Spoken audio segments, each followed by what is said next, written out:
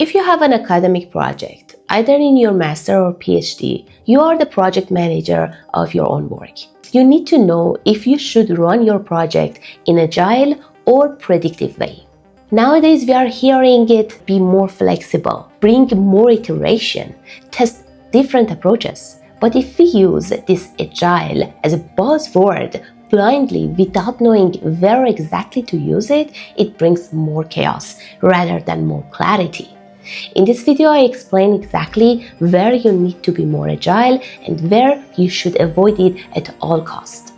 In an academic project, especially PhD project, things really feel uncertain. So we naturally tend to try different things, be iterative, and give different scopes, different approaches, different chances to try them and see what would be the result. But let's be honest, not all part of your project is the same. Sometimes there are things that we really have to stick to strict scope or sequences. We cannot bring changes, otherwise we just make a mess.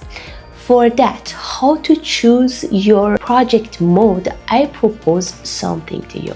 Firstly, you should identify the scope. Identify either your outcome is clear or it is changing. The second step is to choose your mode. If it is clear what you should expect, then you need to plan in advance. You need to know clear sequences and then stick to it. If it is something that is not clear, if the scope might change, you need to be more agile.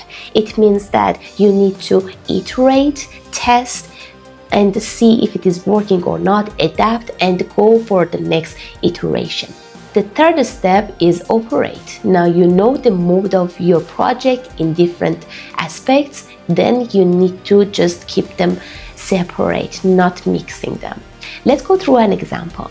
For example, you're running experiments. Your experiments have to be done in certain sequences. For example, firstly rinsing the vials properly and then mixing the material inside it.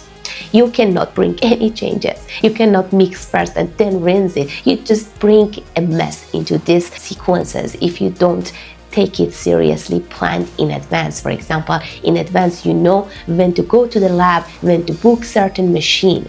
If you want to be agile in this setup, you just don't make the time to do your experiments. But during that experiment, you expect things may vary. For example, maybe for the next round of experiment, you need to use different amount of material.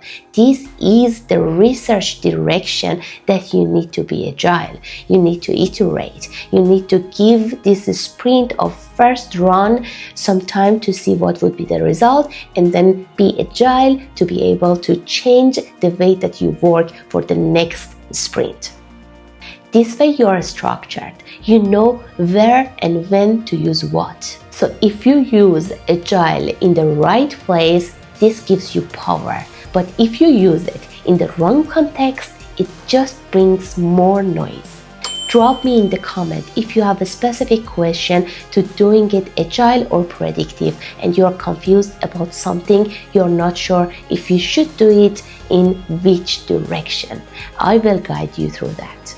What do I talk about in the next video? If you are working with a supervisor with lots of creative ideas and you are just frustrated, you don't know what you should prioritize, then come to the next video. I want to tell you how project management principle can help you to understand what to do and how to work with supervisor, bringing lots of idea into your own PhD journey.